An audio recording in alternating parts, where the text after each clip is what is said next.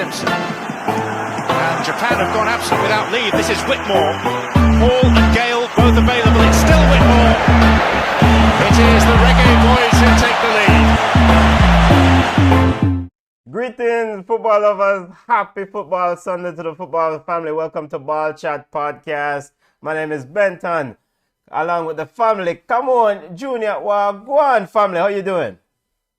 I'm here. It's on the horizon. Okay, Junior. All right.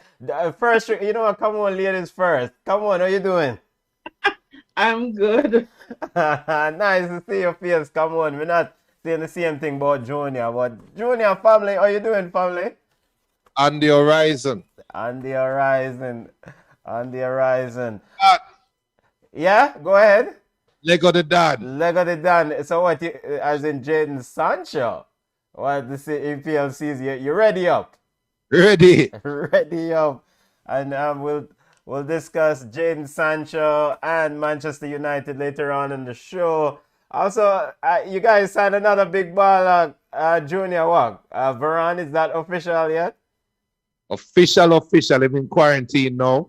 So when quarantine over, the medical is officially over and ready up. Football lovers, we have to give the Manchester United fans a little bit of chance to express themselves. They're excited for the upcoming EPL season. Ball Chat Podcast is all about reviewing some of the week's major news in the world of football. If you're new to the channel, football family, go ahead and smash that like button. Go ahead and subscribe. Go ahead and tell your friend. It's an interactive show. If you join us on Flow Sports YouTube page, Ball Chat YouTube page, Facebook, or any platform that you're watching us, you can take part in the show by sending on your comments or questions. We encourage interaction, so always take part in the show. We have Gold Cup final preview. We'll discuss the Gold Cup final coming up later on between Mexico and the U.S. We also have a Community Shield final, Community Shield coming up next weekend. We'll preview that. Leicester City get ready for Man City. We'll discuss Leon Bailey's imminent move. Seems like Leon Bailey is on the move to Aston Villa. And we also discuss the repercussions of a Jack Grealish and potentially move to Man City. Football family, join the football show. We always have a lively discussion. So let's start it off, family. And we know we're in the season of the Olympics, and we have to start with Olympics. 1, 2, 3, the hard way, family. Come on, and Junior. Your thoughts on the hard way? The Jamaican ladies dominant in the 100-meter final in Tokyo. Come on, me know say you don't sleep. You're supposed to still celebrate. Mr. Tired. Still need to push back from my sleep. Them always there a kick my people butt. But it's so funny. I win money on scratch offs, but I can't seem to win money when it comes to lotto and picking numbers. But before the race, I did tell my friends that 10-6 would be the time. So tomorrow, I'm going to see me can go buy pick 3 and buy 106 because I called the time 10.6. It's 10.61, but close enough. I've always thought about Elaine. I think Elaine is one of those athletes that she really not utilizing her full potential. She's so silky smooth. I mean, you look at her form. I mean, she's gliding easy. And it just tells you something. I mean, she never run through the tier and she started celebrating for 10 meters out. So I really think that she can lower that time. I mean, must be big ups to Shelly, because Shelly's our queen. You know, she never get the goal, but you know, she ran a good race, got a good time. We cannot leave out Sherika. When there's no more Elaine and no more Shelly, I think Sherika and Brianna will actually carry the baton for us. So the 3 ladies always represent. I am excited about the relays. I can't wait for the relays. I think that's going to be us as well. Gold. Big up to 3 the hard way. Elaine, Shelly, and Sharika. 1, 2, 3 in the 100-meter. Junior, come on, like she want to talk up the whole other thing, but your thoughts, family. No, man, beloved, and very proud to be a Jamaican, and we're really proud of the ladies. It is unfortunate that the other side can't really keep up the momentum. But Why you drop words on the other side, brother? word on the other side because it's the other. Well, now I would even say the other side. It starts of this momentum, but we love it. More money is needed in the infrastructure because what we saw last Olympics with the men, I am really worried that we might see next Olympics with the women. I'm a person that look forward 4 years from now, happy living in the moment, but we want the infrastructure to build up that the young ladies that are living in the country right now that are now motivated and inspired by our clean sweep can get the support that they need so that we can keep going. So I really hope Jamaica, private sector and public sector, put in the money, support the business, support the sport, support the athletes. We love it. Big up, Look big here, up. before we should run off, Yes. Junior bring up a good point. Listen, the JFF and the Olympic Committee, them are party shops same way. People are asking, where can we buy the yellow and the gold gears? Nowhere. We can't get the gears to buy. And as much as I respect Babsy, I think this portfolio is not for Babsy range. I apologize, but I think we need somebody who is in tune with the sport, because when I go downtown and I see them little boy that jump off of the pier, I mean, I don't see nobody in a Tokyo and dive like them little man here. So if you go down there and you harness the skill and the talent, I mean, take them up off of the street, take them from there, put them in an aquatic center and train them. We have the next generation of swimmers. We're too thin. No, but it's true. It's too thin. The girl, them when you see a dance on the sun box, them gymnastics. The little boy, them when live a country, you send them go shop and them come back in a 5.6 seconds. Harness them. We need to harness it, and we laugh because it sounds funny, but it's not funny. This is ingrained in us. Once we register for school, automatically them assign it to our house. I was yellow house. Everybody else in my house was green or yellow. Somebody had a house. We had to participate in sports. So I don't think that we're doing enough to harness, the sport. Primary and prep championship is there, but I don't see where they're harnessing the talent that we have. One heap of people can do one heap of things. One heap of gymnastics, one heap of swimming. Just go into the deep part of the country and scoop up the talent. Come on, saying that football family. Come on, is saying that we have gymnastic in the dance. Junior, you hear them talk the virgin? Gymnastic in the dance hall, gymnast in dance hall. Nah, Jordan, am I lying though? How many times we see one man lie down on the ground and the woman jump off the sticker back of your whole head and she boom up like nope. So it's like the talent is there. We're just looking at it in a different light. Don't tell me. When you watch the video and see the girl and them something there, how different is it from a Simone Biles? Tell me. It's not different.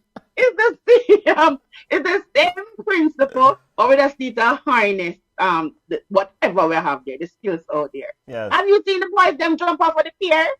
Yes, we have seen the boys jump off of the pier. We say diving potential there, so. So big up to the ladies. Impressive showing. Elaine Thompson, of course, Herrera won the Olympic 100 meter with a record. So impressive. There was a long time ago we thought those records were untouchable, but watch yourself, watch yourself. Maybe the world record will go one day. So big up to 3D Hardware football family. We're just giving the ladies a high their props for a clean sweep in the women's 100 meters final in the Tokyo Olympics. Let's step away now to football and get ready for the Gold Cup final coming up later on. In fact, before we get to the Gold Cup final, we had a week to think about this stuff. Of course, last time we were here, Jamaica lost to the Team USA. How are you guys feeling now? A week, you have a time to dissect, to digest, to think about it. How do you guys feel now a week later after that 1-0 defeat? Think about it. I mean, so no one thought about it. This is the first show since that. You haven't given it thought? Yes. I have already moved on. I told you guys. Okay. No, on to Benton. Benton, you know, Mr. Access there. Yes. Jamaica food. Yeah. But I told you guys my expectation for the Gold Cup was Jamaica play as far until them get knocked out by US or Mexico. That's what I told you guys. Yeah. So okay, the bit. Sir, don't let me go look for the screenshot where you say anything less than semis is a disappointment. No. I said Ed losing to any team other than Mexico and the United States is a disappointment. That's what I said. Benton, never look for your screenshot. Yeah, we have go. But I think he did say something along those lines. So overall, it's a success for you, Junior. The Reggae Boys getting eliminated in the quarterfinals round to a team not to the US. To a team that made it to the US and a team that is making it to the finals. Yeah, it's a success. It's a success. Come on. I disagree. You know, me disagree with that because USA I mean, like, listen, if Qatar was a better team, if Qatar was a 90-minute plus team, it would have been a different outcome, but they're not. And it was silly mistake. So, Junior, really, anyway, go on. Mexico may have All right, so the Reggae Boys family have moved on from the match last week. Last we were here. Of course, the Reggae Boys lost the US, and the final is set for this event. Team USA versus Mexico. A lot of back and forth in the press. At yesterday's pre-match pre-game press conference, Coach Greg Berhalter said he would like a fair game. He went on to say, quote, "We want it to be an entertaining game, but we also want it to be fair." He says he's very concerned about Mexican players putting their hands at the throats of their opponent. He saw that in the game against Canada, and he saw that in the game against in the previous matchup. Your thoughts on this final coming up and these comments by Coach Greg Berhalter? Is he trying to? Of course, he's trying to influence the ref here. He is. He's trying to sweeten the pot. That's what he's doing. He's putting it out there. Of course, the incidents happened. We saw them, and they went unpunished. So what he's doing now is putting it out there in the atmosphere. So the referees who are listening to his interview or whatever, it's post pre-match conference interview, will actually, it's in your subconscious. I mean, like you're human. You hear it and you say, okay, then never look out for that. So he knows exactly what he's doing, and that's what a good coach does. He's trying to get an advantage for his team. I expect 5 red cards tonight, 5, and 5 is a little bit. It's going to be a dirty, rough game. A lot of diving, not by US, because US really don't dive. But it's going to be rough, and I see Kellen Acosta having a really hard game today because he's prone, he's easily led, he's easily aggravated, and the Mexican players are known to kind of push a button. So it's going to be a mental game as well as a physical game. So I expect it to be dirty, but at the same time, those are the games I kind of love. Yeah, he says, "Good, when there are these melees, when there are these confrontations, players keep their hands off each other. I don't like seeing hands on our players' necks, and we're not going to stand for it. The referee needs to get control of that. I could imagine Tata would have the same answer," end quote. Tata didn't have the same answer. Junior Tata Martinez felt like Mr. Greg Berhalter should have gotten a punishment for the way he acted with the 4th official in the semi after US scored against Qatar. Greg Berhalter was quite aggressive, pointing his hand towards the 4th official. Your thoughts on this back and forth in the press, Junior, and these comments by both of these coaches? The views that you're about to hear are the views solely of Junior Frontline. Not it represent Ballchat in any way, shape, or form. What we see from Greg Berhalter is the typical American response to adversity. He knows that the U.S. is going up against a far superior team in Mexico and is trying to find some way to play the victim. You know, Greg is being a male version of Karen right now. He's no different than all the Karens that we see on video about women acting crazy. And we know what type of women we're talking about because that don't make any sense. Greg Berhalter, let me tell you something. There's a thing called virtual assistant referee, which means you can shut the hell up and whatever needs to be adjudicated will be judged on the field. It's not going to be missed. So there wasn't a card given because 4 referees, 4, not 3, 4 referees with eyes on the situation deemed it not worthy of a card. So, Greg, shut the hell up, go play the game, and try to win the final. You can't, you just shut up. And Tata, you never have to go back and forth with him because all that is happening right now is they are creating another. You remember when the US used to chant "2-0"? When they beat Mexico 2-0, and they said "2-0." Yeah. That's all Greg is doing, is trying to figure out some way to rile up the fans pre-game. That's all. Tata, you have the fans in your back pocket. There's going to be more Mexicans in the stands. Just shut up. It's not like complaining about the semifinals is going to influence the final. It's not. Tata Martinez says the official will do the best he can during the match against Qatar. I don't think it was how Berhalter behaved with the official. I don't think it was good the way Berhalter behaved with the official. The 72nd meeting between these teams, 36-20 and 15 in favor of Mexico. The last time they faced was in the CONCACAF Nations League, where U.S. came out winners. Prediction for this game and keys to the game for you. Come on. I'm going to say Mexico is going to win. Only because Mexico, I mean, they're a persistent team. Not to say that USA is not persistent, but Mexico, instead of having individuals, it's more like a team to me versus America having individual players. Plus the diving, plus the whining, plus the sneakiness. I think mentally Mexico, and they're more experienced because on the US side, you have a mixture of, mostly youth and players who are, playing maybe for the first or second time. So it is a Mexico game. As I said, I expect 5 red cards, mainly on the Mexico. 4 for Mexico, 1 for USA. A whole barrage of yellow, a whole heap of stoppage time. But I think Mexico will prevail. Yeah, big game. Looking forward to it. Junior, your prediction, it seems like you're leaning towards Mexico and key players that you think that will do the business for them, if that's who you're leaning towards.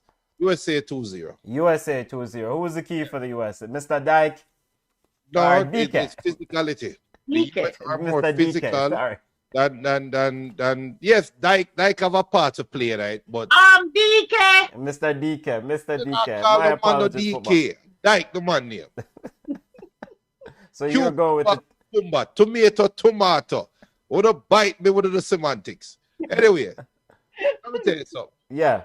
I think the US is going to just be more physical than the Mexicans. I don't think this Mexican team can hang that team that's physical with them. And I think this US team, they are just physical. They are not the most skillful. They're not the fastest. But they're going to put their hands on you. And they are going to put their hands on you as much as the referees will allow.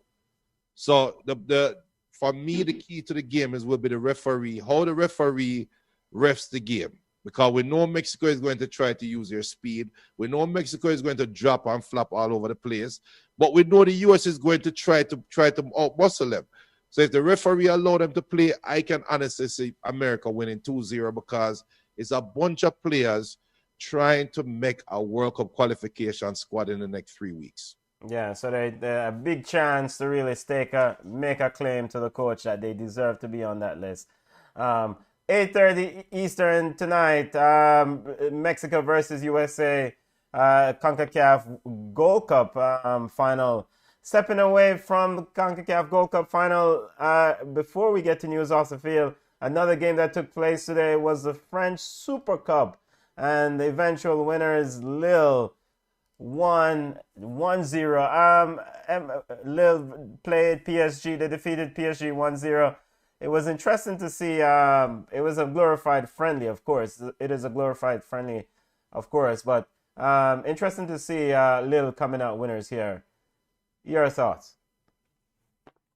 Why is it interesting? You know, PSG, I expecting PSG with a huge transfer, Gini Wijnaldum. He did get on the game later on. Julian Draxler having a chance to stake a claim. More depth is still on this PSG side. I mean, Icardi wanting to cement something in Pochettino's mind that he's the man to lead the attack. So this wasn't a slouch team. Kempembe played for PSG. I'm not surprised. I mean, Marquinhos played. Lille has a new coach. They lost their fancy coach. No, I am not even surprised. Lille is not they're not chopped liver. They're not a bug side. You just stick to a plan, and you just, I mean, bent on the ball is wrong. So, the ball is wrong. That's all I'm going to say. How many red cards were given in this game, including Neymar? So, sorry, I don't think this was a fancy football. I don't think this is a glorified exhibition game. This was a game between two teams that are trying to set a marker going into the French league, and PSG try them very best and come up short. I mean, Pochettino, I don't know, Rasta. I don't know, because I think it was 5 red cards given for Melee, right? No, not this. Is this Not this one, Junior. You remember another one. Wait, you sure? Yeah, man, the Marseille game. Lille as new manager, Gervinek taking over, but no Neymar, no Mbappe, no 5 red cards. Manchester United fan. Which game was the 5 red card? Marseille? Marseille. Mm-hmm. Yes. Well, I apologize. Yes, that's different Yeah, French game. But still, there was no Mbappe and there was no Neymar. So you cannot beat Lille with Julian Drexler, Icardi, Marquinhos, Gini Wijnaldum, Kylian Navas, Kylian Mbappe, not Kylian Mbappe, Kempembe. This is Lille, soft soap Lille. And fancy coach Mauricio Pochettino. Oh, but always Lille soft soap. They have a 36-year-old striker, Burak Yilmaz, leading the line. Look here, as a matter of fact, though, Farmers League. So congrats to Lille. Congrats to Lille. Junior, you were saying about Lille's victory, Bridget. Laying down a marker. Yeah, well, my bad. But it don't look good for PSG, though. It does not look good. It don't look good. It But don't. they don't have them stars, though. It doesn't matter. It doesn't matter. This don't look good. This is a dress rehearsal, and it don't look good.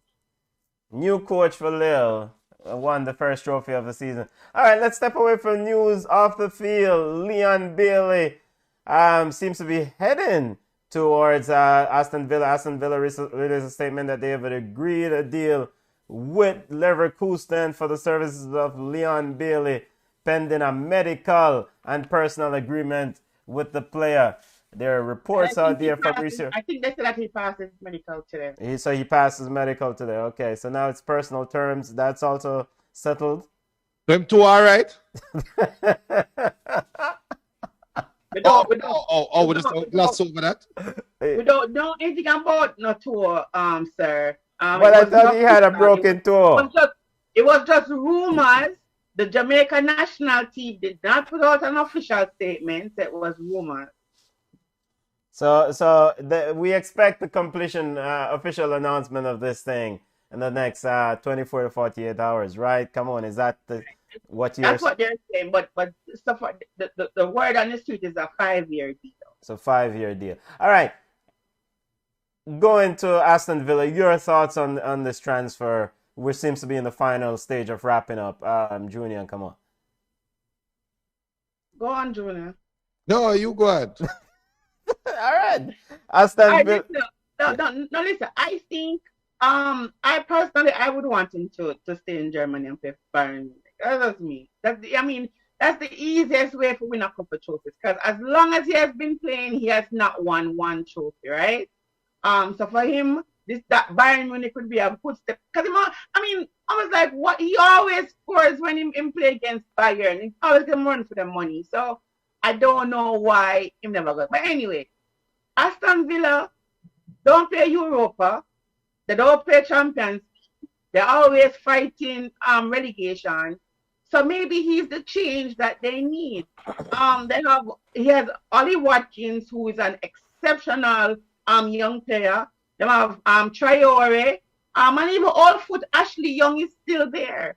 So they spent some money. They spent some money, £30 million on him. That means they have him in the front. He's a very exciting winger. So Aston Villa wouldn't be the first choice when you hear Leon, because he's an exciting young player.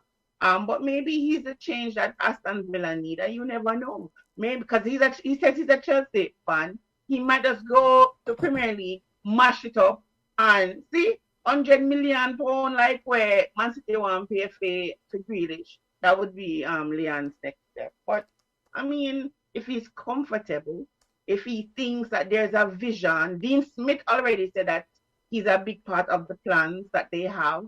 So I think if he finds a home, he's real comfortable. He can assist them to not fight relegation, but at least secure a spot in Europa.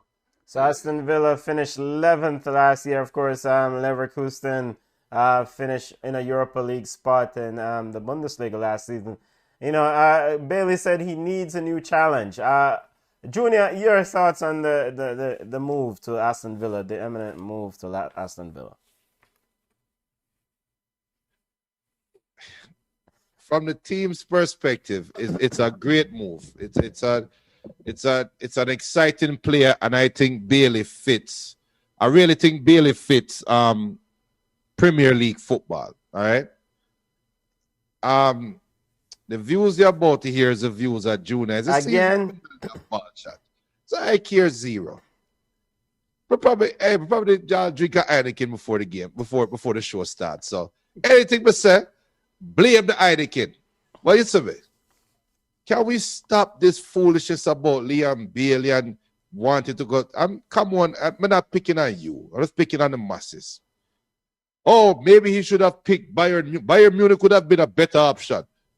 Come on, just say a while ago, well, maybe next year he can go to Chelsea. He is not that level of a footballer. He's not. He's not even Ryan Brewster. Just to call a spade. He's a talented young footballer, one of a million.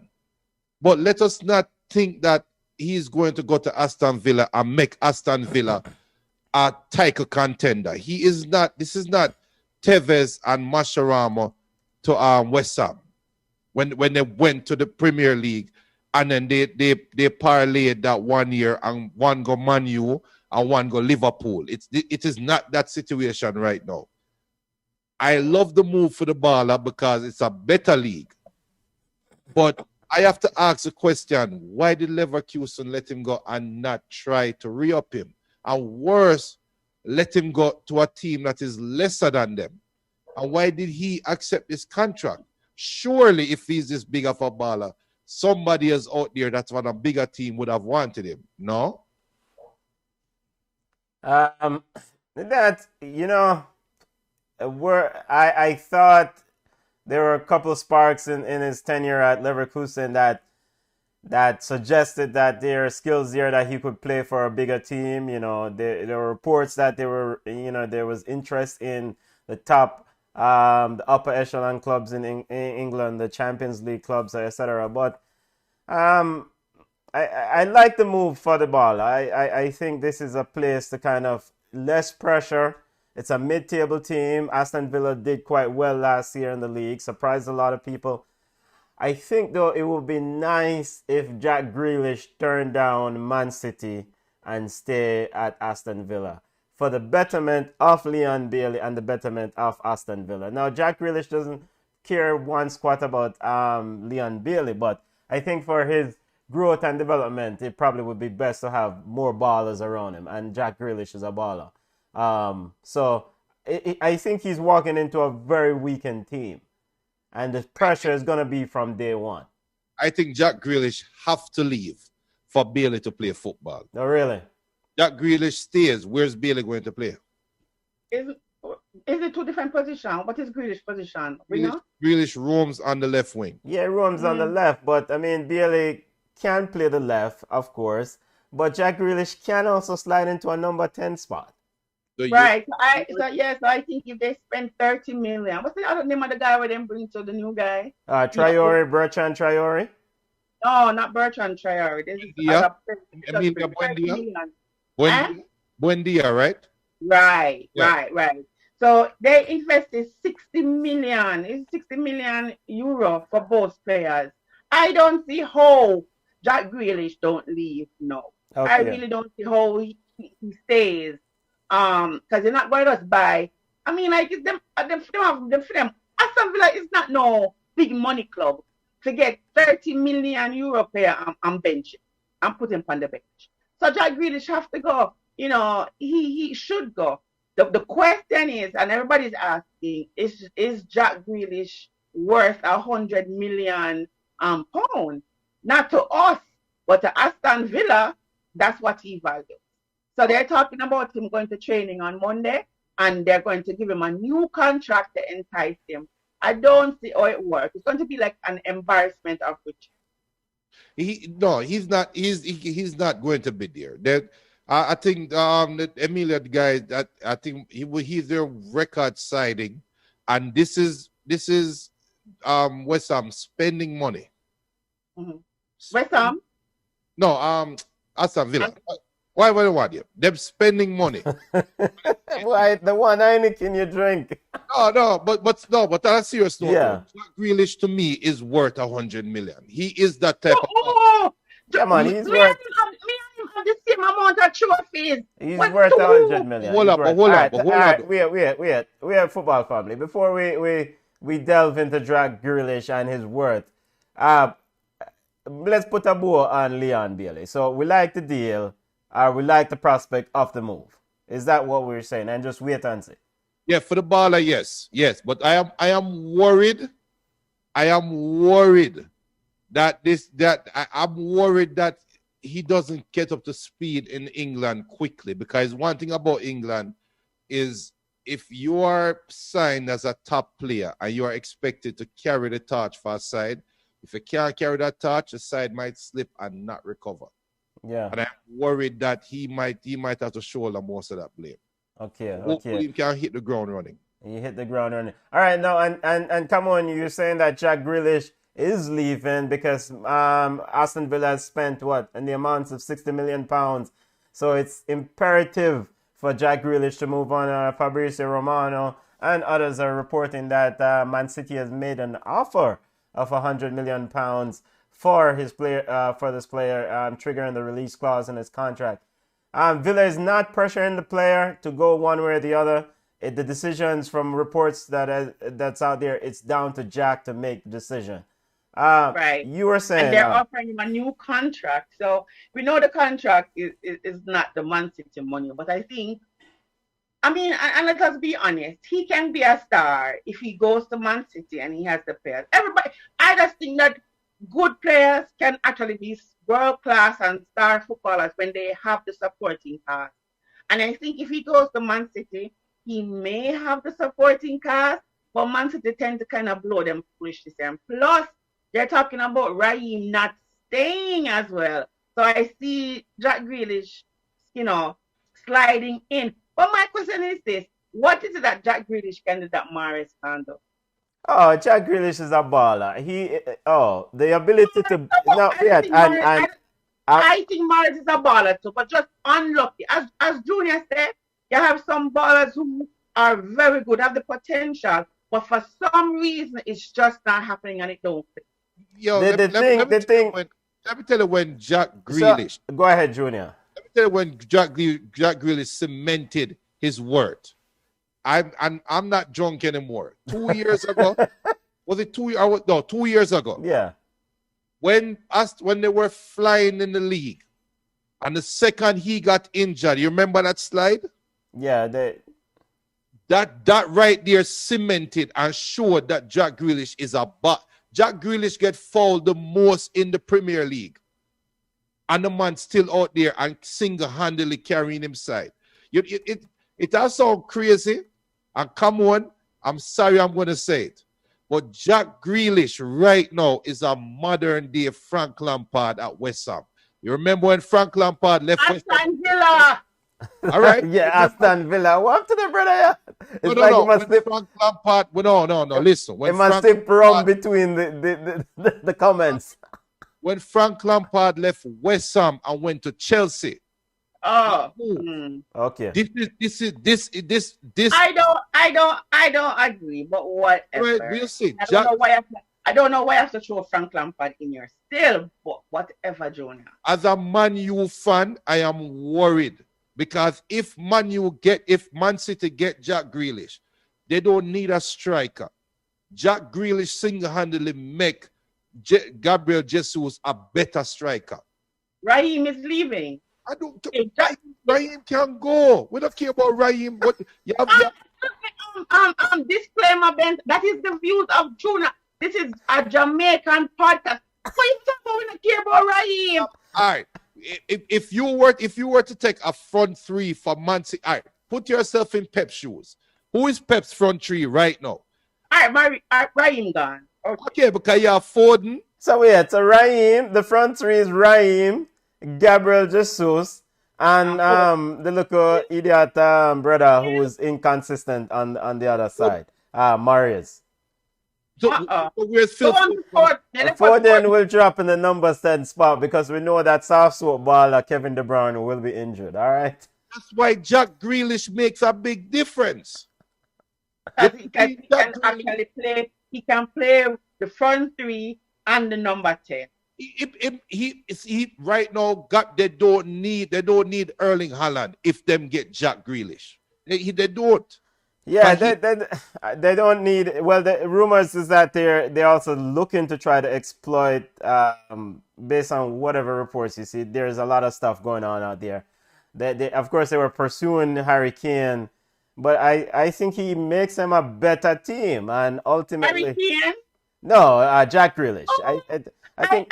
When was the last thing you're gunshot fire about Harry Kane? Nobody wants Harry Kane. It's like overpriced, 3-day-old ripe banana. So no, but I understand what you're saying. And Aston Villa with Grealish, Bailey, the new guy, and as bad as it be, I'm a cuss about Ashley Young all the time. Ashley Young put in work as all of them. At Bush League in play, man. Slow man league in play, putting in work, Yeah, but you see, sometimes you take the experience, yes, right? Yes. And then Ollie Watkins is an absolute baller. Traore is so I really see Aston Villa competing if you have all these right pieces. The problem is that they're young-ish kind of players. Bailey's going to be new to the league.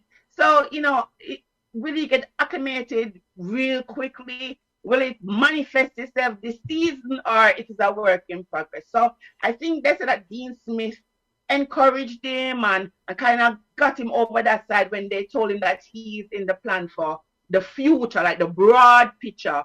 So maybe we won't see the greatness of Aston Villa this season, maybe next season. But the fans are begging Grealish to stay. He's coming to training tomorrow. I hope he so stays. I hope he stays. I mean, he came to. And if we were Aston Villa fans, we would want him to stay. No, I'm a football fan. I want him. No, but purely football fans. Yeah. And if you like a player, you want a player to compete for Champions League, Europa. Let us be honest. That's not Aston Villa. If Jack wants to win trophies, he has to leave Aston Villa. And if he's going to City, he has a 95% chance of getting either in Europa or winning Champions League. I mean, one of them chimney cup trophies him can get when he couldn't get it from Aston Villa. Yeah, I mean, fair enough. But, it's a player that came to Aston Villa's academy. He's Mr. Aston Villa. I mean, this team revolves around him. And like Junior said, when he went down last season, the team slide. I hope he stays, but I don't think it's going to happen. How many players does Man City need? How greedy can you be? You already have a star-studded team and you cannot win Champions League. So now, what else? Pep has been trying to find the Xavi for his Iniesta. There's no Xavi and Iniesta anymore. Move on. Why? It doesn't matter. That's a system that he plays. He has Rodri. He has him two center backs right now. He's comfortable on the wings, him shedding the dead weight. So now you can really build your side the way in the image that you want to build. So you can't really say I call Raheem dead weight, but we can't bother. Raheem, you call dead weight. No. I'm not calling Raheem dead weight. I'm talking about Aguero. He's moving on from Fernandinho. I thought Fernandinho had been gone, but last week my friend would say I'm still there. I think Pep is like one of them mad genius where he tweaks with the formula because he thinks that perfection is out there. And I'm going to pick till you know what Jamaicans say you pick. You pick foolishness. So it's going to be interesting to see. But Aston Villa tried to deter Man City with that £100 million pound price tag, and Man City was like, I see you 100 million, I raise you 100 million and £1. Give me the man. So he would be foolish, and I understand loyalty, Benton, but some of these clubs are not loyal to the players. So you have to put yourself first. So I really see him going as a payday, is an opportunity to win trophies. Because I mean, like, being the star player in Championship for Aston Villa is good enough, but being a Champions League winner is something that I think Jack Grealish wants. Jack Grealish, many believe that he will go ahead and make the move to Man City. £100 million offered by Man City, according to Fabrizio Romano, and others have reported Grealish turns 26 next month. So he's no spring chicken, and like Kamon said, if he wants to win trophies, he's not going to have it with Aston Villa. You know what? Patty Shop League. Idiot Man City. Buying up all the ballers. Come on. And does he automatically get playing time in the City outfit? Does he walk from day one? The league starts. The league starts. You will buy your Ferrari and park it in your garage and drive your oopsie. How many Ferraris does Man City have? Benton, you're not buying your Ferrari and park it just to look at it. You crazy. How many Ferraris do they have parked on the bench? You don't even matter money. Not a that Grealish potential. Stop it. We have still Bernardo Silva there, who seems that he may have to find playing time elsewhere. As he should, because when he gets the opportunity, when do the opportunity? Pep has finally found a David Silva replacement. Ever since David Silva leave, he's been trying to find a replacement. He tried Foden, tried Bernardo Silva, tried Kevin De Bruyne, and none of it worked, right? Yeah, Jack Grealish is a baller. Man City looking to attract the ball. I mean, £100 million. We'll see what happens this week with Jack Grealish and what decision he makes regarding his future. And we expect him to go ahead and join Man City in the coming week. Speaking of games that took place this week and ballers, and an unfortunate baller, Thomas Partey picked up another injury. Coach Mikel Arteta, to paraphrase, said it doesn't look good in a friendly game against Chelsea today. Thomas Partey looked like he may miss the season opener. Season opener in the EPL is set for August 12th. Arsenal takes on Brentford in that season opener. Does this mean that Xhaka must stay now for Thomas Partey? Xhaka was being lured by Roma and Jose Mourinho. No, Arteta came out and Arteta said that he's a part of. Didn't he have a great Europa? Oh, I mean, so what? The Roma can't get great Europa players anymore? No, absolutely not. Who Roma have? Where's striker name when not good again? When name? Qatar one there when not good. You know me I talk. Yeah, Roma, whatever. But no, Arteta came out and Arteta said that Xhaka is is integral to Arsenal. He says that he does not want to lose him, and they're giving him an extension. So I don't think he's going to go anywhere. Listen, Arsenal can't afford to lose players right now. For me, like them, everybody. Yeah, Mikel Arteta said, quote, at the moment, it's not looking good in terms of Partey's injury, end quote. Junior, you're a huge fan of Thomas, and last year I think you picked Arsenal to do quite well in the season. Don't set me up. Don't set me up. Yeah, I mean, yeah, your thoughts on another stay on the sideline for Thomas. Man need a butt, Bridget. Man is injury prone. Thomas, but He's injury prone. And how does this affect Arsenal season and going for starting next year, on August 12th? the same. Fucky. I mean, like, what? You didn't expect nothing. Yeah, naturally. Everyone starts at zero. I know Sean and oh my God, and Jason, two Arsenal fans, they expect nothing. They're like, oh my God, it is what it is. Only Ronaldo alone is excited about Arsenal, and I just don't understand why. It's the same disappointment for today. You know, like a full friendly, we beat them 2-1. No, already. Arsenal already. So I mean, Tammy Abraham with the winning goal in that friendly. Junior, any final comments on Thomas Partey's injury here? Yo, the man Saltby, and yo, you can't say it's a league. We cannot say it's a speed of the game. This is your first real. You never reach real football yet. Are you hurt already? You're injury prone. Yeah. You're injury prone. Need As a Man U fan, I am happy whenever side him because Jada. What's up, man? Injury prone. Speaking of players that Manchester United sign or looking to bring in, it's official.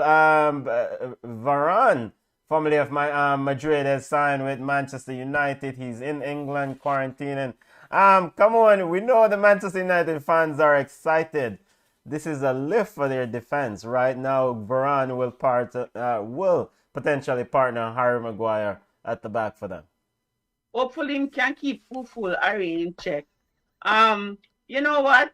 Manchester United look like a solid team with the Sancho addition is good. I know that they're talking about they want Trippier, they want Kieran Trippier. So it's going to be interesting if they do get him. Because it's like an exciting player. So Man U really are up. Hopefully Ole can manage this team. As I said, embarrassment of riches. So Man U look good inside the transfer market. So let us see what happens when the season starts. Champions League winner, World Cup winner. Junior, you guys getting a special talent there at the Empire. The Empire is almost back. We have a solid starting 11 now. We just need to organize the bench. But the Empire is almost back. Almost. All right. Fair enough. We'll see. Again, EPL kicks off August 13 or August 12th. We'll do a preview show on August 11th. Speaking of players that are still out to launch, James Rodriguez and new coach Rafa Benitez seems to express that James Rodriguez is available for whoever might be interested. I thought you were going to say express my part-time team. The man said he is not in his plans. James said he hasn't played in Italy. He has played everywhere else. So why not just complete the set? The man, but he wants to stay in England, and so it's he's a good little baller. I mean, a West Ham can do with him. A Crystal Palace could do with him. Think they're gone, but our guy named K leave Crystal Palace. I was surprised to see that Zaha didn't move because he said he wanted to move from Crystal Palace. So I think a Crystal Palace, Aston Villa, Southampton, one of those teams, not a top 10 team. Southampton don't have time for this. Well, listen, guess what, mother? It's going to be unemployed then. Simple. Junior, he said he's interested in completing the set Do you see him going to Italy and somewhere? Who in Italy might pick him up if he does go there? I see Roma kicking the tires at him. Yeah. I really see because he is a Jose Mourinho type midfielder. So I do see Roma kicking the tires at him. Remember, AC Milan too. eh? AC Milan. What you think about? To be a little fit at AC Milan. No. The AC Milan project don't need James Rodriguez. That AC Milan project is a rebuilding project. They don't need the type of player that James is. The man named Imes, you deliberately do it, all the time. Tell the man James. James the man name. Tomato. You're terrible. So Ben White gone to Arsenal. You Yes. know what? I mean, like, all right, Ben White. Then I must say Isco is linked to Arsenal. I mean, that would be a good little coup if Isco could have got Arsenal. I mean, that's another lazy baller. I mean, Arsenal is not a retirement home. And Arsenal is supposed to be looking to win trophies. I mean, it's another lazy baller. Why Arsenal should go ahead and pursue Isco? When Arsenal is not a retirement home. And then, Junior, why you not talk about Chelsea want Lukaku? If Lukaku ever go back to Chelsea, me thump him in the back. Thump him in the head back. Madness. Inter Milan has to offload some players because of the cost of those players. Expensive, but I'm not sure. Chelsea. But Chelsea does need a striker though, because Yeah, but if I was looking, I would not go back. I don't. Remember that song that said when you left a man, you're not taking back?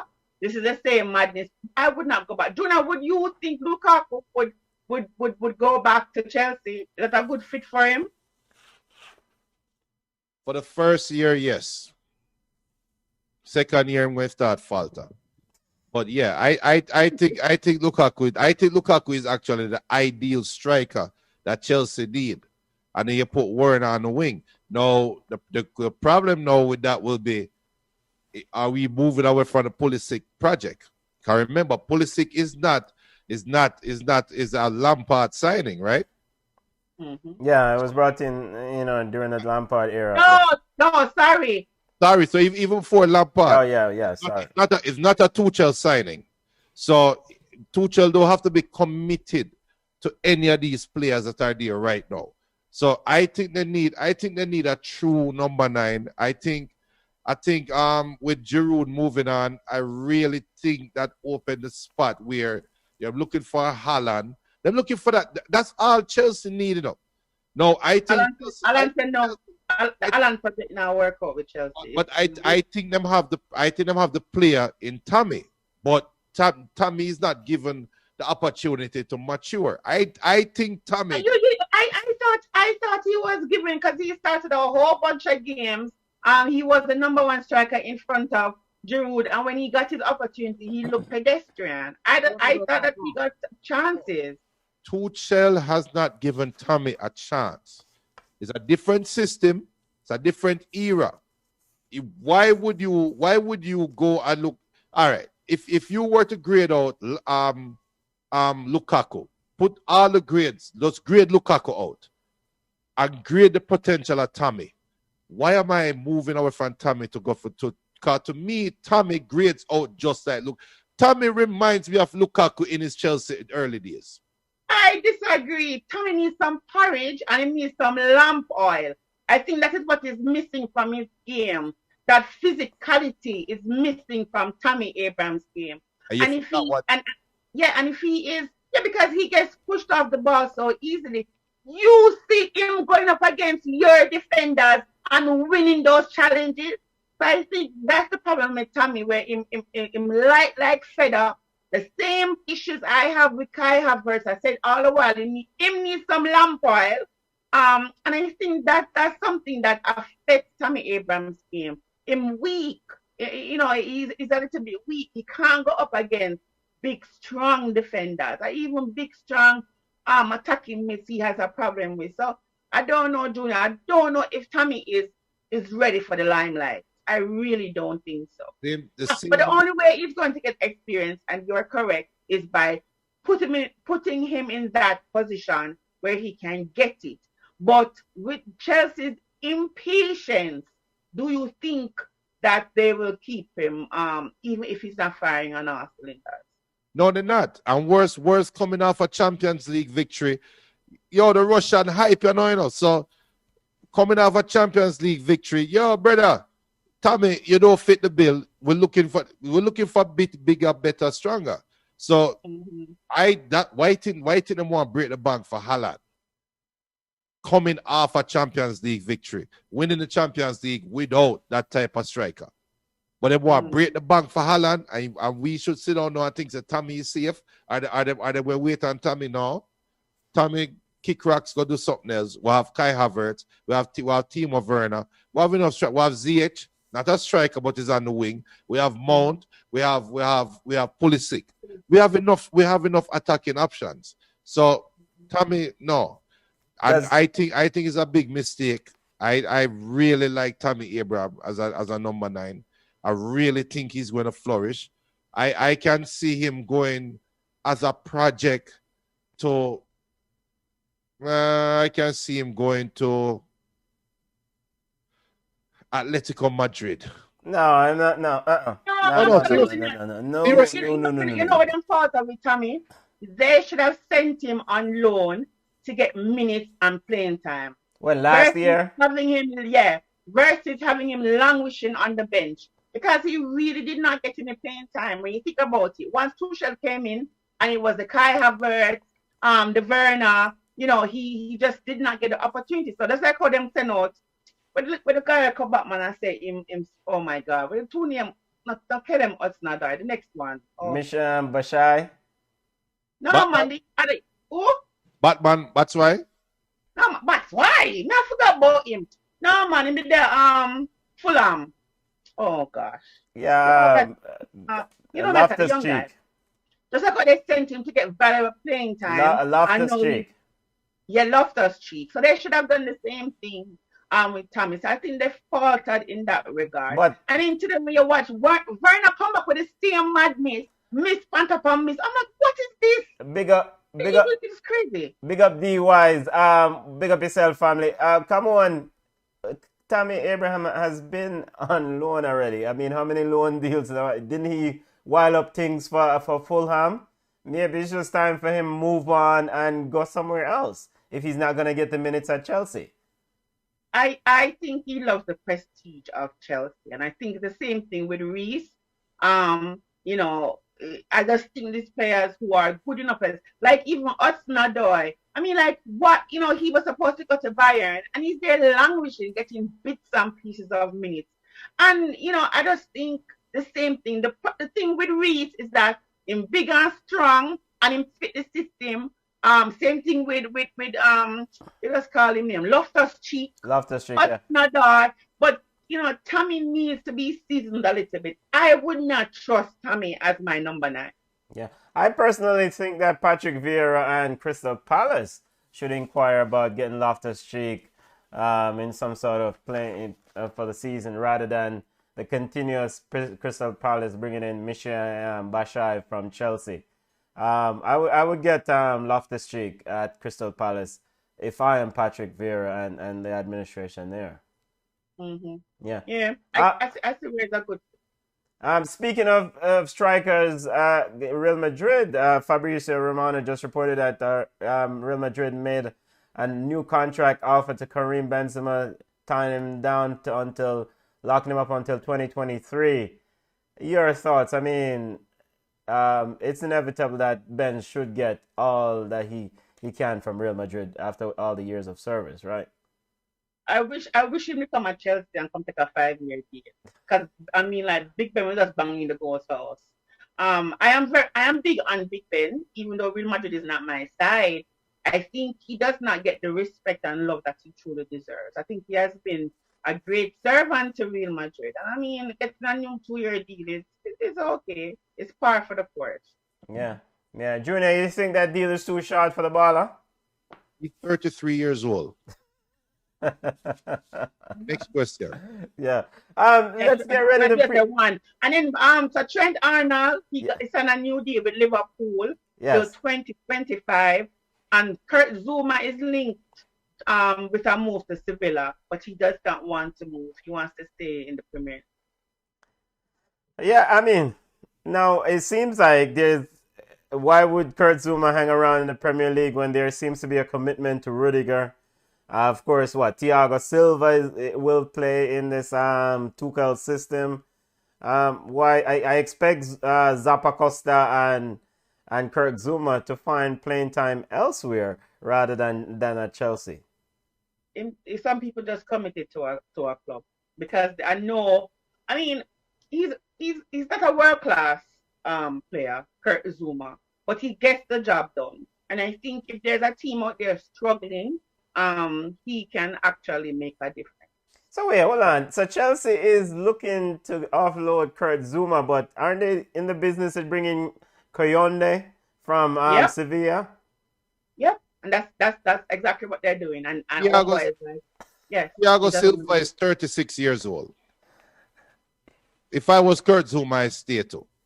Because 3 months, 2 weeks a heavy Premier League football, you know Thiago Silva will pull a hamstring. Kurt Zuma get balls then. You know what? The fact that I have been playing so well and I've served you well and you want to get rid of me at the drop of a hat, my God, bye, deuces. But yeah, but he's right. They want Koundé to come to Chelsea. Yeah, he's supposed to be a part of the move to Sevilla, the deal with Kurt Zuma. So, Chelsea kind of shady. But on top of that too, your side want to get rid of Sergio Dest and Sergio Roberto. Your side, Benton. I mean, Sergio Dest has a very large buyout clause there. Come on, we can't just get rid of him. So they said Bayern Munich is interested, and your favorite coach may end up being Switzerland's new head coach. Which position Sergio Dest play? Don't worry about that, Junior. No, which position he play? He plays left back. Oh, left back, okay. What? You guys interested in a left back? No. We're not money done. No, but you realize if Bayern Munich really bringing in Sergio Dest, Alphonso Davies plays. Yeah, right? I think Alphonso. I think ultimately what will happen with Alphonso Davies is that there is a need to move him closer to goal. Remember, his original thing in the MLS or in his developmental years was that he was played as a left winger. We have gotten used to him. And he also plays as striker. Yes, we have gotten used to him being a left back because they needed to get him on the field. But ultimately, I think at some point you're gonna have to move him further up the field. But the Leroy Sané experiment is done. Yes, I think that experiment is done. I think he can go play for Hertha Berlin or somebody. Schalke in the second division. Yeah, it's just that it's very disappointing what has happened to Leroy Sané. Stepping away from player transfer news, let's preview and get your thoughts on the FA Cup Community Shield coming on next week. The winner of the Premier League versus the winner of the FA Cup next Saturday at 12:15 p.m. And this is official, the kickoff of the English football season. According to some. What do you expect from this game? Leicester City versus Man City. It's just a fancy dress rehearsal, practice game. Man City, for me, I think Pep don't want to lose a dividend thing here. So I think Man City will beat Leicester. But it's early. I'm not looking for an exciting game because the game never even excited. It was just like formality. So it's going to be a boogie yaga game, but Man City will. Leicester City being quite active in the transfer window. Junior, your thoughts on this game next Saturday, FA Cup Community Shield game? Come on, this is a curtain raiser for the Premier League. It's the official Chimney Cup. I don't think Pep really values that cup as much as Brendan Rodgers. So I can see Leicester going guns out, trying to start their season off with a trophy. And And I can see Pep trying some things because we don't know what Pep striker's situation is going to be, right? We don't know if we're going to play a false nine. We don't know the Raheem Sterling situation. So there's so much things that can happen. I think Leicester going to come out. I think we're going to come back and say, oh, you know, Man City looks shaky and Leicester looks strong. Because I think Leicester is going to play this game to win for real. Yeah, Leicester City added Patson, Daka, and Samore were two of the key transfers that they added in the offseason. Any other news coming out of English football that you guys, or European football in general, that you guys want to highlight before we go to Jamaican football and yard ball? Well, they never even asked you who are your coachy for go Switzerland head coach for work. Oh, is that the Humjel guy? Humjan? Arsene Wenger. Oh, Arsene Wenger is the new head coach of Switzerland? So there is speculation that he's going to be. Well, that's a waste of time. I mean, it's an absolute. Arsene Wenger is reported to be. There's a report that they're interested in Arsene Wenger. At what's the objective? Don't they want to win? I guess I could see him as a very good technical director. I could definitely see him, if he does get the job in Switzerland, being in charge of implementing programs and development of talent, etc. But I mean, ultimately, in terms of translating that stuff to trophies, I think somebody else needs to do the head coaching responsibility. If Arsene Wenger gets hired, I think he's a technical, high-level sort of professor. Junior? Arsene Wenger is 71 years old. How many years removed from the game on the sideline? And you want to take up Switzerland in Europe? I don't think he's far removed from the game, Arsenal. I still think, I always tell people that Arsenal is named after Arsene. That's all I have to say. Yeah. I used to see him at the games and the training. I think he's still there in Arteta's ears. I mean, it don't translate for the pitch, but hey. But I don't think he's far removed. And I mean, you can be old. Look for Harry with England. I mean, look for Harry now. Junior, you're discriminating. We call age discrimination. Yeah, age discrimination, Junior. About too old and too far removed from the game. He's a genius. Yeah, and he's been involved with some of the policies around football, working at FIFA. So who knows? I mean, I see him as a technical director guy, someone who can definitely help to implement a long-term program of success, you know. But someone needs to do the head coaching job.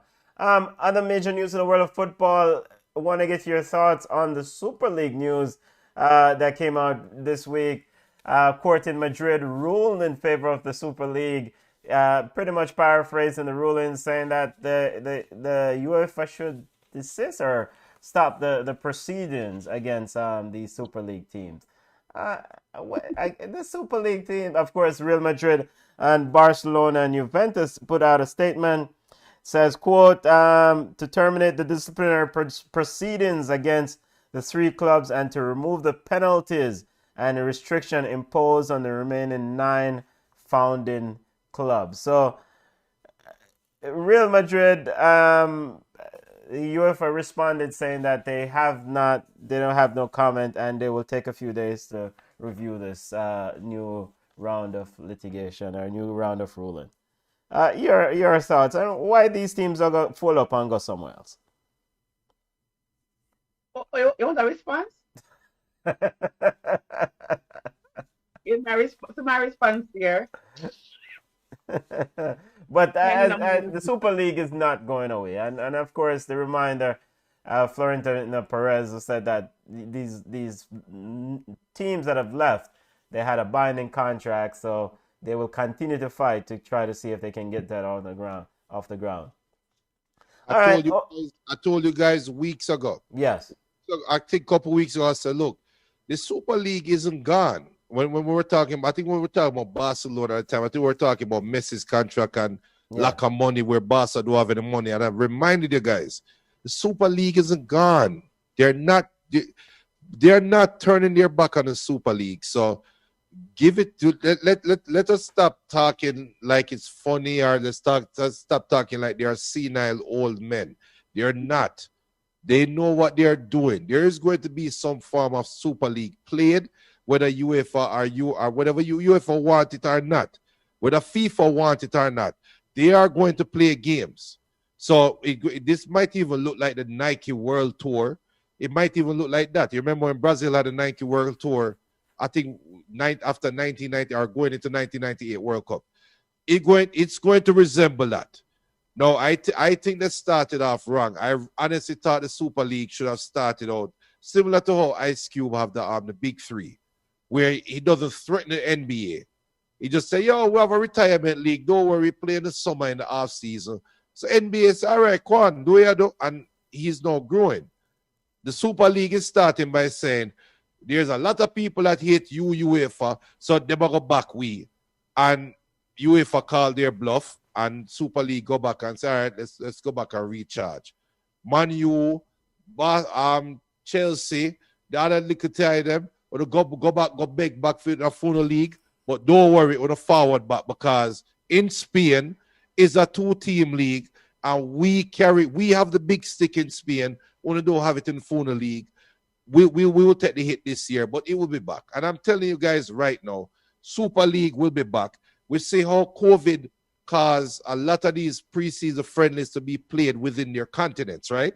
You don't have the big European team coming over to MLS and playing the MLS All-Star game, blah, blah, blah. Trust me, corporate America is going to want the Super League to play in the United States in the summer. I'm telling you this right now, 2 years from now. Yeah, as long as there's money involved, there's a chance for this league to take off. So, come on, let's get to Yard Ballers highlighting Jamaican players and Jamaican league. In Jamaican football, yo, come on, Humble Lion finally won a game. Finally won a game, family. Big up to Coach Andrew Price and Humble Lion. They finally won a game. Your thoughts on Jamaican Premier League overall? The quality drop off. Let me just say, there was a couple of red cards over the weekend, and I don't know if the players are exhausted or what, but the quality was really hard to watch. Vandy scored 2 goals in fear of Humble Lions, then beat Waterhouse 2-1. It was an okay enough game. Harbourview and Portmore tie 1-1. Dumbo Holden beat Veer, which I was surprised because Duki's team was flying really, really high. And Tivoli and Cavalier draw 1-1. And nothing much to talk about because, as we said, the games were so-so. So your side, Mullines now, their gully, firmly planted at the bottom. Let's pull up the Jamaican Premier League table for the football family. Well, come on, try to ridicule our Mullines.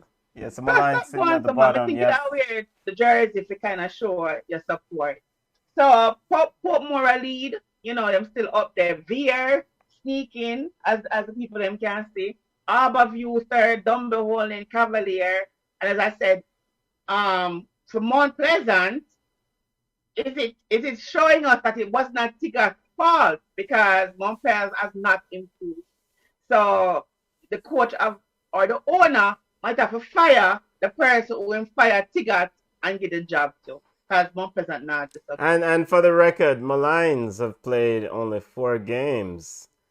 That's okay. They're still going to be down in the gully. So, Mullines have 2 games to make up on the rest of the pack there. Oh, I like to see you defending your side, really. But I mean, at this point, they're not going to make the knock around. So nothing much going on in USL. Junior Fleming scored for Birmingham, but they fell 2-1. Kaheem Paris scored a brace. He's now 3 from 3, scored 3 goals in 3 games, and he made the team of the week last week. Romeo Parks, he had a brace for Sligo Rovers, but they fell 3-2. and Chevron Mars scored at the death to save a point from his first. So that's it. Nothing else really now going. That's it, football family. That's it. We're on a break next week, family. This is the final episode for season 3. Football family will do our EPL, our European League preview on August 12th. Thursday, August 12th, we'll highlight and get the formal news on transfer, and we'll go forth and do our formal predictions. But before we exit for season 3, it's been a great year, football family. What's your most memorable thing football-wise for this year? Come on, go ahead. Chelsea winning Champions League. Of course. Oh, I mean, like, really? What else did they want me to say? Yeah. I mean, Chelsea. Did you think that Chelsea would have won Champions League? Be honest. No, heck no. Heck Exactly. Junior got the truth where God love. You did expect Chelsea to win Champions League? Didn't I pick them? In the final, you did. Didn't I say? Yes, you picked them in the final to win. And then I thought it was under this idea that you hit Manchester City. No, I picked them. Most memorable moment for you this past... From the beginning, you picked Chelsea, Junior? I remember I picked Chelsea to finish in the top 2 last year. Yeah. Remember I had Chelsea winning the Premier League last year, or this season. Remember that? And then coming out to the Champions League, I said I just feel like them have something for Man City. No, I'm gonna start screenshot there. I think I'm a separate. No, honestly, I was surprised that them beat Man City. Yes. So that's my best moment from season 3. Junior, I know Manchester United was a bug side. You guys lost the Europa League final against Villarreal, but most memorable moment for you last year in football? Fans coming back. The fans coming back in the stadium. It was a surreal feeling watching them play Premier League games in an empty stadium. And you hear the piped in fans, and I almost got used to it. And then when you hear the natural fans come back, it almost felt good to hear a team get booed. Naturally, it was a good feeling to hear a team get booed again. So just want people to remember that during this year, Ballchat was there with you guys. Everybody through COVID, every week we had Ballchat, and that was my highlight, is fans getting back in the stadium. Yeah. And also Ballchat being on live was my highlight too in football. Yeah. We saw fans in the stand today during our friendly game with Chelsea and Arsenal. My most memorable moment was Lille winning the French league, beating the big bad PSG. It's very good to see the underdogs win. So big up Lille. I don't think they're gonna repeat. Definitely can't. The odds are against them to repeat. They lost their coach, but that was my most memorable moment of last season's play. Very, very, very exciting in that French league, French championship. Any other big takeaways before we wrap up, put a bow on season 3 Ballchat family? We did a lot of work this year. Big up to the family that join us week in and week out. Respect. Definitely big up, because we love the fact that you guys join the discussion and enjoy the show, and we really, really appreciate it. Any other comments about the highlights from last year? And I also want to ask, Liverpool has been quiet in this transfer window. Good to see Virgil van Dijk back. Your thoughts on Liverpool quiet in the transfer window so far? You know what? I think he was the missing piece last season that kind of allowed Liverpool to kind of implode. Now he's back, and the other new signing, I think, and he looked good in the friendly. So I think Liverpool will get back on track. As I tell you, we say it already, say Pep na Pep. Klopp is this kind of coach where he has faith in ballers and him stick with them. I'm still surprised that Shaqiri is still there. What about him? I want going over there. But I do think. How do they replace Gini Wijnaldum? So it was weird seeing Gini Wijnaldum in a PSG shirt today. Yeah, but I think it was more his decision than Klopp saying that you got to go. I don't see Klopp getting rid of Genie because he's I mean, he's a big part of the side. I just think he probably wanted a new opportunity. But I think with VVP coming back, I think Liverpool will get back on track. So it's going to be competitive for them this year. Junior, your thoughts on Liverpool quiet as we wrap up the show? Your thoughts on Liverpool quiet transfer window? And I know they're trying to get players back who have been on the injury. Gomez. Every dirty Liverpool fan out there will sit down and think, say, oh, come on, talking the truth. Virgil will be back and we'll be back next year. No, you won't. It's not. Who is replacing Winandan? Who is replacing him? I guess the idea is probably that they will try Ox in that role. Okay, so maybe Namdi Keita, I don't know. So you're replacing your Champions League hero to try a player in that role, but we expect Liverpool to be back? Back where? I don't stop with the foolishness. What that tell me is that Liverpool orders I think they are owned by Americans, right? Yeah, Henry, there's part of the large owner group, yes. The Fenway Group, yeah. They seem to show in the effects of COVID more than all the other big sides. All the other big sides are paying into next season. It's almost like them showing a partner draw with the signings, while Liverpool is not into showing partner. So Liverpool, I think, is okay taking a step back this year as long as Klopp can maintain top 4. I think that is Liverpool's goal. And finding some way to boost the squad from within.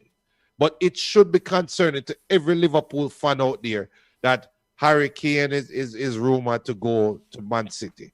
That Jack Grealish is rumored to go to Man City.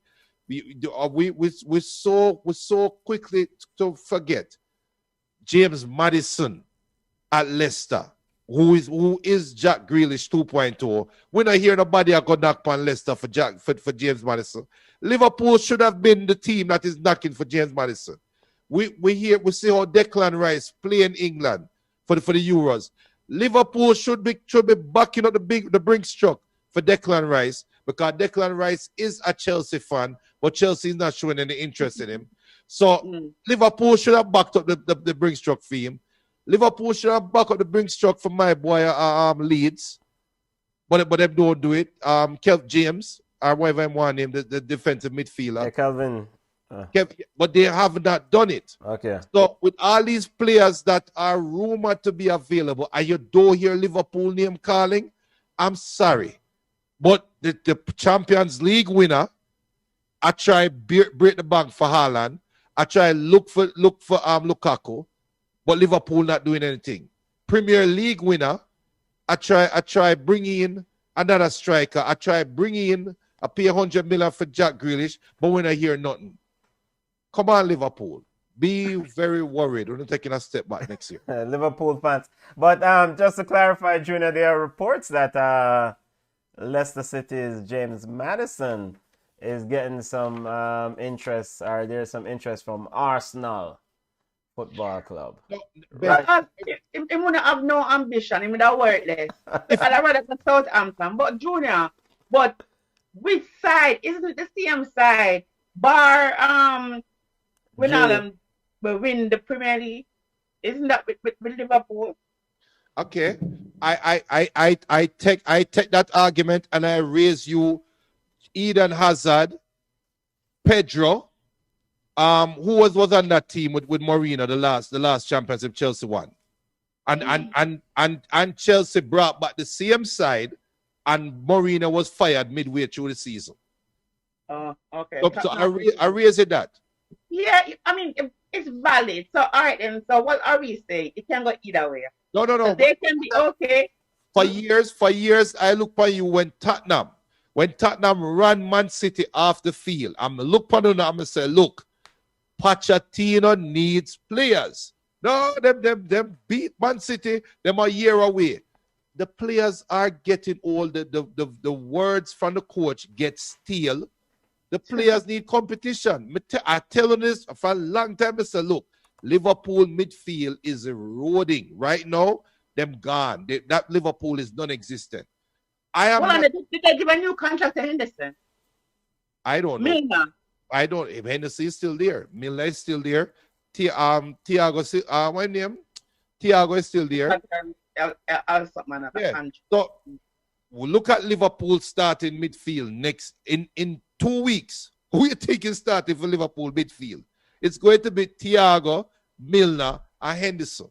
That's your starting midfield. Yeah, I mean, I suspect Liverpool is in a wait and see sort of position. You know. Wait on who? Yeah. What? Wait on who to see what? Well, I mean, they're getting bodies back from injury, and they're getting players back who were injured, and ultimately the transfer window closed August 31st.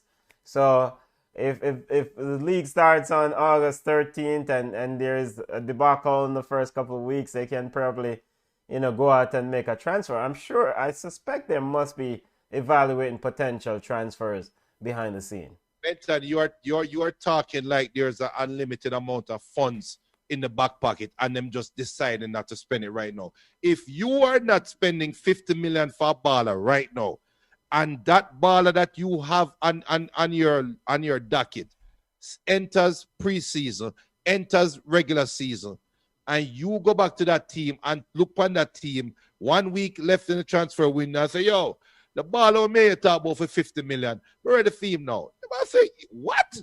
120 because we can't replace this baller right now. So that argument, I'm sorry, is not valid. No team is going to let go of any significant. Yeah, the price will definitely increase because they will be more desperate.